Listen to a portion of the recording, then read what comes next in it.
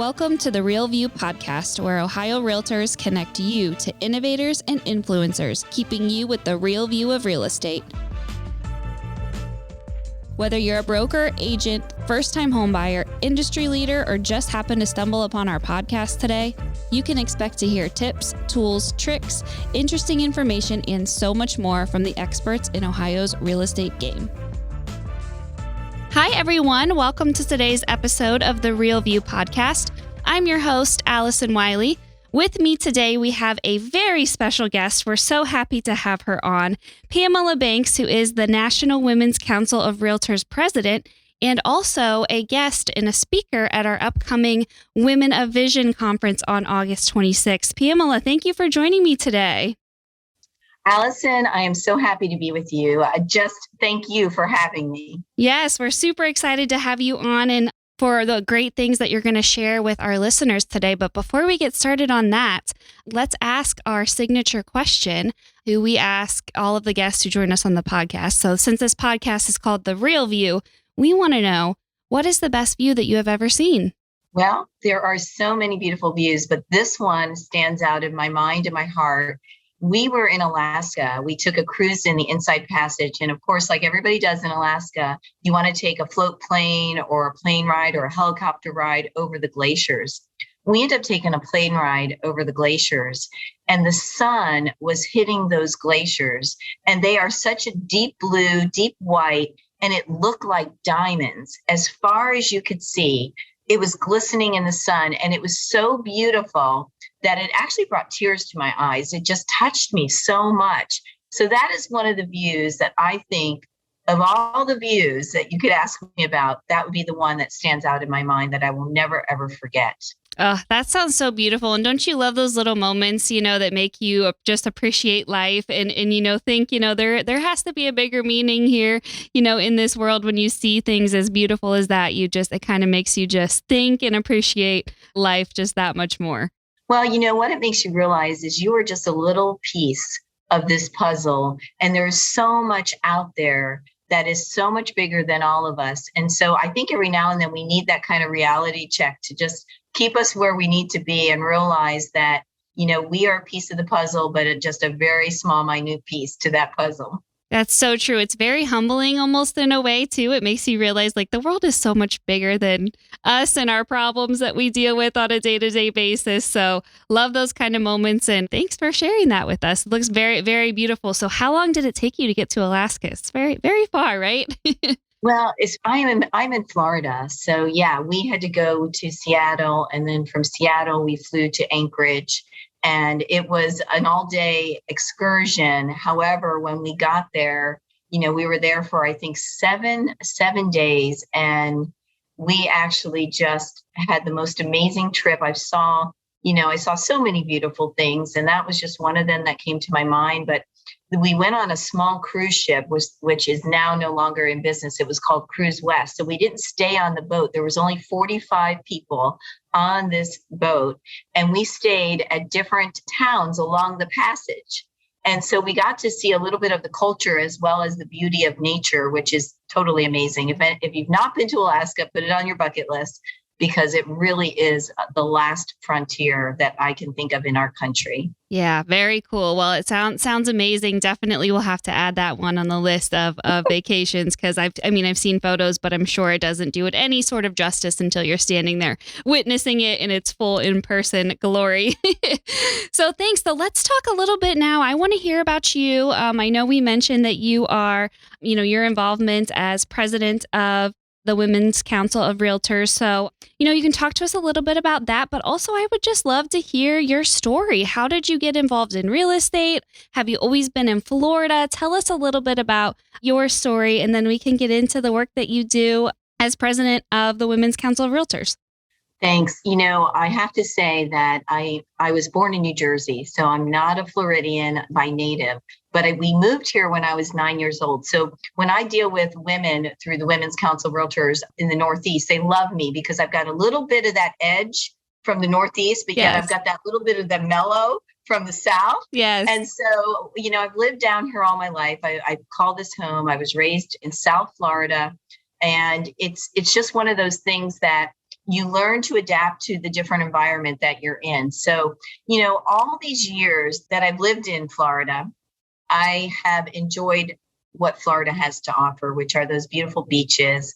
We have amazing coastline. And so I was one of those young girls, barefoot on the beach every day. My girlfriend and I, we lived about 3 blocks from the beach. So every day after school, we would walk to the beach. And so those are the memories I have of growing up in South Florida, which, is really a special place on the earth. And then as I grew and I met my husband, I met on a blind date, which is kind of fun. Wow, that's Yeah. awesome. And we've been married 41 years. So yeah, Congratulations. was a good friend of mine who thought, well, maybe these two will work out. And lo and behold, here we are 41 years later with 3 grown sons. And now I have 4 grandbaby girls. Oh my gosh, how cool to get your boys and then your girls. Oh, I love that. That's awesome. I always wanted that little girl. And when I had my 3rd son, which I did a home birth on my 3rd son, my mother was in the other room. And when my husband came out with this little baby boy, she came back in, she goes, "You can always try again." And I said, "No, Mom, I'm done. 3 strikes, you're out." And so lo and behold, here I am now. And I have these beautiful, special little girls that are just so sweet. And so I have my office. My office is detached from my home. And I have a little desk. I bought them a little desk. So when they come, they actually sit next to my desk, and I call them my assistants, and they work on their little coloring and all that. So I'm already training them to be businesswomen. There you go. It's just so much fun. It's so much fun. And so we got married, and I've always been in sales. I worked for Estee Lauder for many, many years. And then I took time off to be with my children for about 12 years. And then I got back into sales because I love people. I love interacting with people. And I started selling all kinds of stuff. If you can think it, I sold it. I went door to door selling advertisements for a car magazine, where I would even go to junkyards and take pictures of motors. And then I'd write up this little, quirk about, run smooth or whatever. And I take every lesson I've learned from every job I've ever had, and I use it in my real estate career. There is nothing that you do in life that you cannot use when you move on. I think every piece of it means something to you, and you build on it. So I went on and I started selling television production. And I worked like this, the middle of the country, and I would contact the tourist bureaus for states and for local, and I would come up with an idea and I would sell it to them. And then we would do this show called Trailside, which is an outdoor adventure show, which was on PBS. And so I did that. And, I would sell these great things, and then I'd come back and they go, "Oh no, we can't do it at that time." And some of these things were timely. Like I'll never forget in Michigan, it was the Tulip Festival. Well, as we all know, tulips only bloom in a certain time of the year. And so I had this whole thing lined up, and then they said they couldn't do it. And, things like that started to happen over and over again. And I thought, I was really disgruntled. And what do you do when you're disgruntled? You call your best friend. So I'm driving home from work one day, and I'm just complaining. And she listened. And then finally she said to me, "Why don't you go get your real estate license?" So that's how I ended up getting my real estate license. You have to listen to your friends, because sometimes they see things in you that you don't see in yourself. And so I got my real estate license in 2000 and immediately immersed myself in the profession, which is my passion, as you can imagine. And over the years, I've worked for different brokerages. And every time I kind of gain more information. And then when I was working for REMAX, another REMAX, I'm with REMAX now, I was very successful. I was in the business about 4 years. I was selling a lot of real estate. It was just a lot of fun. However, I knew there was something more than just houses, just selling houses. Not that that's it's a big deal. However, I wanted more. And I'll never forget the day I walked into my broker's office and I said, "I wish there was a place I could go to meet like-minded professionals and discuss real estate issues." And she said, "You need to join the Women's Council of Realtors." And I didn't know anything about them. So I'm at a board function, and before you know it, this lady's tapping me on the shoulder. And we have a saying at the Women's Council, the task is to ask. And she says to me, darling, she said, I think we need you. Will you come and join our organization and help us grow? And I had no clue, but I always say yes. And I was like, yeah, sure, I'll do that. And that was in 2004. So fast forward over the years, the more involved I got, the more jobs I got to do, the more experience I gained, the more opportunities. And it's through the leadership opportunities that it opens so many doors in my local association, in my state association, and now it's opening doors not only in the National Association of Realtors, but in a global way. Wow. So that is, yeah, it's so cool because I think that what people don't realize, they think they're too busy to get involved, but the more involved you get, the more competitive edge that you receive because you know more, because you're in the mix of everything that's going on. And then the people, well, the people are who are amazing that you surround yourself with. You know, they say if you want to soar like the eagles, you can't hang out with the turkeys. I love that. You know that. And so being involved is like soaring with the eagles because these are the people that are the change makers that are making a difference in the industry. I love that.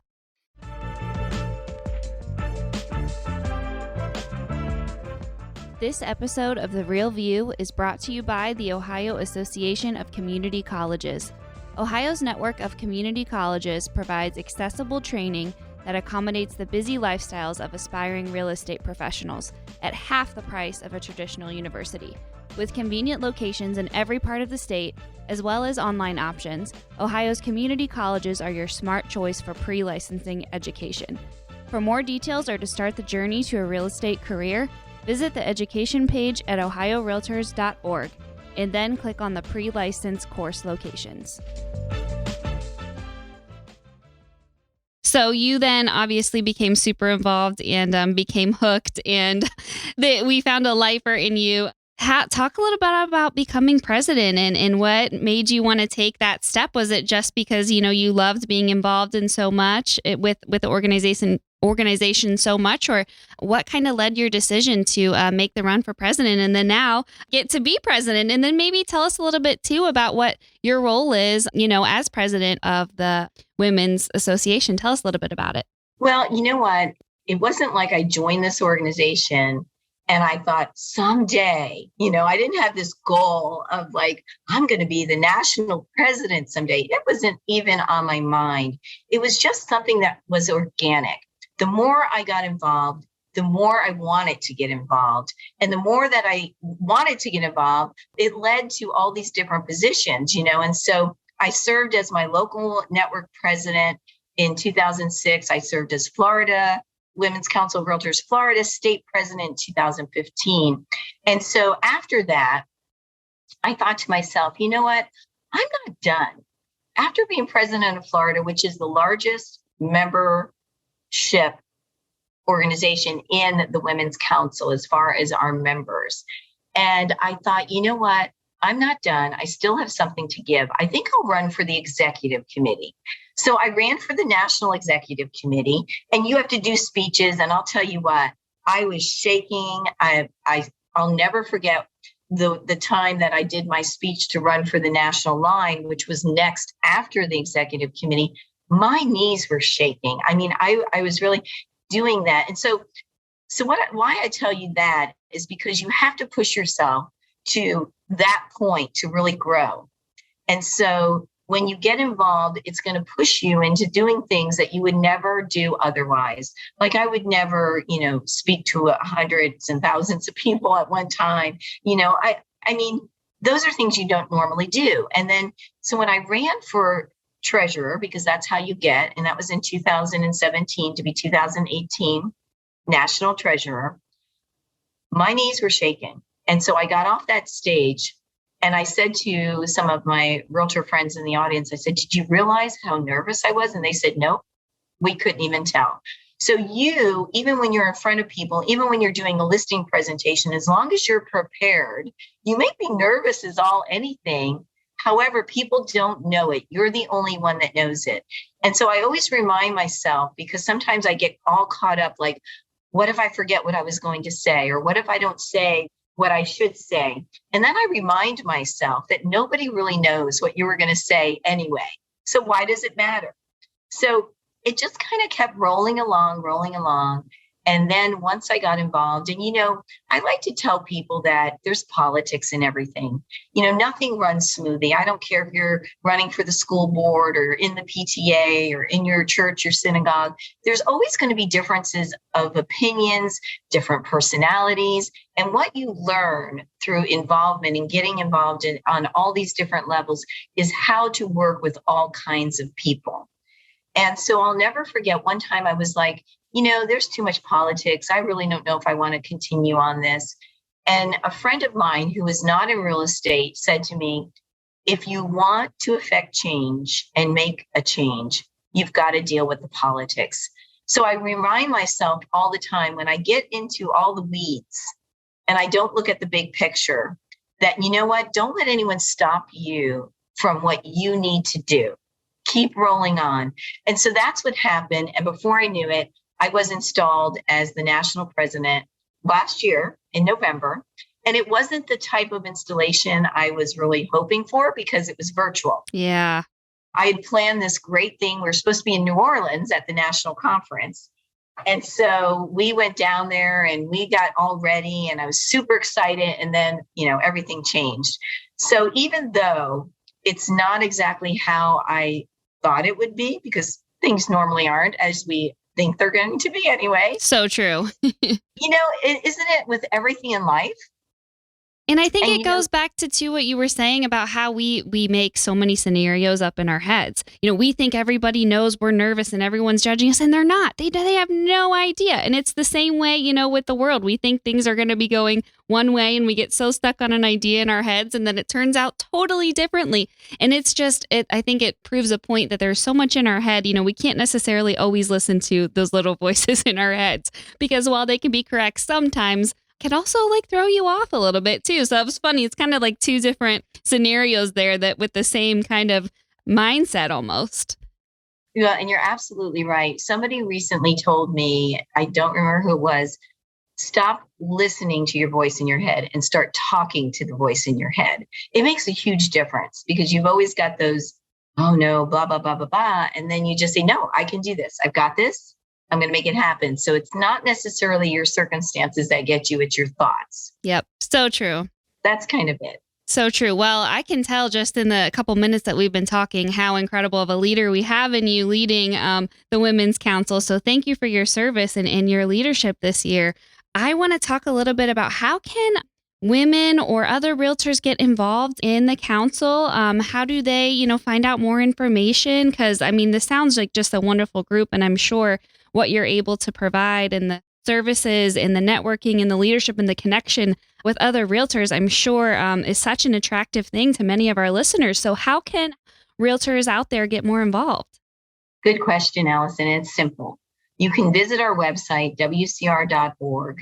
We have everything that you need to know about the Women's Council of Realtors, from how to find a member in a different state. We do a lot of networking. We are one of the best networking organizations in the NAR family. And so referrals come back and forth, back and forth. Or if you want to get some training on maybe being better on social media. So we are a professional development organization. We have 250 local and state networks across the country. We are the 12th largest women's professional organization in the country. We are the oldest, and I love this. I just learned this year. So see, you're always learning something. We are the oldest affiliate of the National Association of Realtors. Really? So, 83 years. 83 years. That's amazing. And I'm sure, I would love to know the history behind it. And I'm not sure if you know the whole history of how women even got, you're like, yes, of course I do. For those of you listening, we're also on Zoom right now, so I can see her reaction to me asking that question. But I would love to hear a little bit about it because, it sounds like it came around at a time where women were not really, working and having these careers that, so many of us do today. I would love to hear more about that. And I'm a history nerd too. And I'm sorry to our listeners who are like, I don't care, but I love this kind of stuff. It is amazing. And Allison, I'm glad you're a history buff because I never was. However, as I've gotten older, I realize how important history is to where we are. And we can't rewrite history, but we can definitely rewrite the future. But I have to say, think about 1938, of course. When you look back, what do you see? You see these women with hats on and gloves on and all this stuff going on, fighting for their rights. They were in real estate, but when it came time to go to the closing, the men that were doing it, they got the big fat paycheck, and the women would get maybe a bottle of wine, some flowers, and thank you so much, when she really was doing all the work. So in 1938, there was a dozen women that attended a national conference in Milwaukee, and they're on a train ride, of course, back to California. Wow. And so they're brainstorming, and that's what we still do in our organization because we know that we learn so much from one another. So if you can imagine these ladies brainstorming on the train ride, clickety, clickety, clickety, clickety, and their brains are just clicking as well. And they go back to California and they actually start a women's group, the REALTORS or something like that. It was this. So as word spread, groups started to coming together all around the country. And that was actually in 1924. It took 14 years for the National Association of Realtors. And the president, Joseph Catherine, we got to pat him on the back because he saw what was happening with these women. And he decided in 1938 to form the National Women's Council of Realtors. And so that's how we got started. And it started because women didn't have many rights at the time. And so we realized that we needed to, and we know it now, we still need to unify. Unity is what grows and keeps people going. And so that's what we continue to do. And we also realized that we needed local areas to do it because real estate is local. It's not national. You hear about the national, what's going on, but it's really a localized, and that's where the local networks come into play. And so we, of course, have grown, and that's how we got started. And we're not done. I mean, we have so much more. The horizon is amazing as more and more women. I mean, I think it's 67%, 65% of all realtors are women. Yeah. Yeah, and that's true in Ohio too. I know we're hovering right around that 60 to 65% of our members are women too, and it's just growing. And what an amazing career that women have been able to find in real estate, and they continue to flourish. But you're right, we gotta continue on that path, continue to grow and uplift each other, and that's one of the things that we're trying to do here with this Women of Vision conference, which is the first of its kind for Ohio Realtors. It was an idea by our past president in 2020, Chris Reese, and she was affected by the pandemic, and her leadership was, but she did just an amazing job. But unfortunately, this was one of the things we decided to delay so we could have a full conference. We thought it deserved the in-person experience. So we're so lucky and grateful that we're able to have it now in just a short couple weeks here, and you will be a speaker at it, which we're so excited and thrilled to have you join us in Ohio. And I'm not sure, will this be the first in-person convention you've been to post-pandemic, or have you kind of already been out there going to some in-person events? So actually, Allison, no, I've been to a couple of in-person, not many, but starting in August, it's turned the page. We have turned the page to no longer really hybrid as much, more in person. So I'm super excited. I love Ohio. I've been to Ohio many times and visited all of them. And Chris Reese, she's one of my favorite ladies. So, I'm super excited to be on stage and to be able to present, talking about listening, because, I know everyone out there is like, well, she sure knows how to talk a lot. You don't realize, though, I do listen a lot, because listening is a communication skill that's probably more important than talking. And I think, we have 2 ears and 1 mouth for a reason. We hear that, and there is a reason for that. We need to listen twice as much as we speak, because we don't learn anything from hearing ourselves talk. We learn from everyone else. And what I love about this is Richard Bronson. I talk about what he says, and he says he learns from everybody. He doesn't care if it's the parking guy parking his car, the cleaning lady. He says, you always take time to talk to somebody and you will learn something. So when I speak, I'm going to test everybody's skills, because if I asked everybody, how well do you listen? They're all like, oh yeah, I listen really well. That's what everybody says. The fact of the matter is we do not listen as well as we think.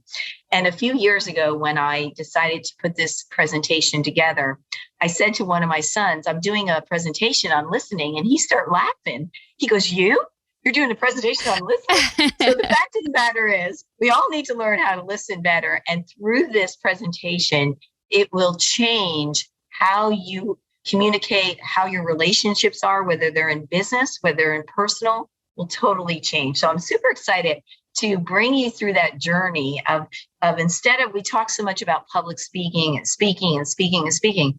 Now we're going to talk about listening. Yeah, it's almost an unforgotten communication skill too. And I'll never forget where I heard this or where I learned this, but they said, in listening in a way not to react. We almost are listening and processing information and we're instantly thinking, okay, I'm going to say back this. This is what I'm saying back. This is what, and to kind of retrain our brains to listen, not to react, but listen to really understand and absorb everything that the person in front of us is saying. So what a great skill that our guests will learn. And I'm intrigued. I want to know how I can improve my listening skills as well.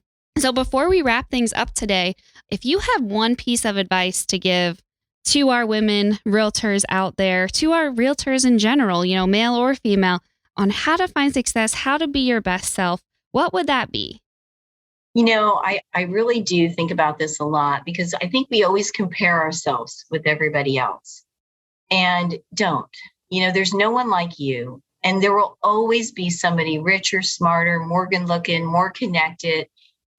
There's always going to be someone. And if we concentrate on those people that we think are so much better than us, then we'll never be our true selves. Because there are so many people that look at us and think, wow, they have this and that and that. So concentrate on the good things in your life and don't concentrate on the things that you don't have. Oprah Winfrey says it the very best. And she says, I won't probably do this verbatim, but she says, if we concentrate on the things that we don't have, we'll never have enough. If we concentrate on the things we have, we'll always have more than enough. And so that's what I want to remind everybody, that there's only one you, and we all have gifts. We all have different gifts. I look at some of the women that I work with that are brilliant. I mean, they can put together these plans and this and that. And I think, geez, I'm not very good at that, but that's okay. You surround yourself with all those people that can make you better. And so that's what I always want to remind everybody, is that you have what it takes to be your best self. And the Women's Council of Realtors is an organization that finds out where you are the best, what's your talents. And I think about that with my grandbabies. I told you, Allison, I finally get little girls to play with, and I love them. And I look at each and every one of them, and they're all different. Like, they all have their different strengths. And my biggest prayer is that I will bring out the power of each one of their little strengths, because that's when you grow, and that's when you add value to the world around you. I love that. That makes me almost emotional a little bit. I'm like, can you be my grandma? I love that. I relate to that so much, because my dad was the oldest of 3 sons, and then there was 2 grandsons born before me. So I was the first girl, and my dad's mother, when I tell you, I think she bought me a new dress every day. I think she bought me a new dress every day because she was so happy to have a little girl. So I relate to that so much. But this has been so amazing. And wow, I've loved this. You are so inspiring. And we get to hear more of you in a couple of weeks at the conference. And I'm so excited for that. But thank you so much for your time today, for the work that you do for women around this industry. We all are benefiting from you and your leadership that you have put forward. So thank you so much. We can't wait to see you in person in just a couple weeks. So exciting. And to our listeners, thank you guys all for joining us here today, and we will see you guys next week. Thank you for listening to The Real View. That wraps up today's episode. You can keep up with the latest on the podcast at ohiorealtors.org/therealview and on Apple or Google Podcasts, Spotify, or wherever you listen. Have questions, comments, or suggestions? We want to hear from you. Email us at podcast@ohiorealtors.org. We'll see you next time.